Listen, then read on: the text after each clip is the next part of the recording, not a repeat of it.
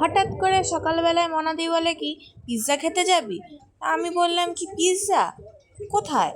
বলে কি চল না, এক জায়গায় আছে pizza buy two get one free দিচ্ছে। তো আমি বললাম ঠিক আছে চলো। তো রিসেন্টলি আমরা গেছিলাম ফুড আড্ডা বলে এই রেস্টুরেন্টটায়।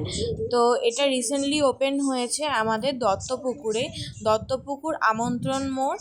মেনলি আমাদের হচ্ছে 1 নম্বর টিকিট কাউন্টার থেকে পঞ্চায়েতে এসে পঞ্চায়েত থেকে একটুখানি এগিয়ে আসলেই দেখা যাচ্ছে ফুড আড্ডা এই রেস্টুরেন্টটা।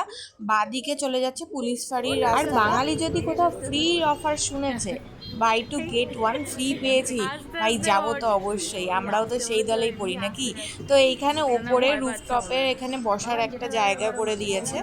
তো এখানে অ্যাকচুয়ালি নিচে সেরকম বসার খুব একটা স্পেস নেই, ওপরেই বসার জায়গাটা। তো ওপরে বেশ বসার জায়গাটা কিন্তু ভালোই।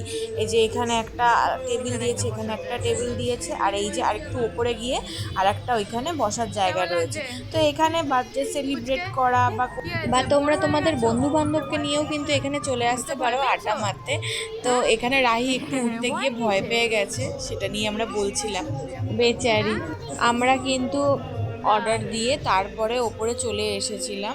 তো এইখানে অ্যাম্বিয়েন্সটা দেখো বেশ ভালোই, রোডের পাশেই। আর এখানে সবে স্টার্ট করেছে যেহেতু, তো একটু টাইম লাগবে এটাকে সাজানো গোছানো করতে।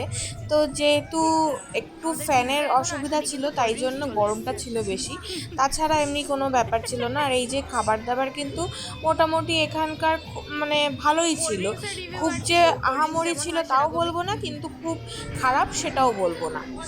আর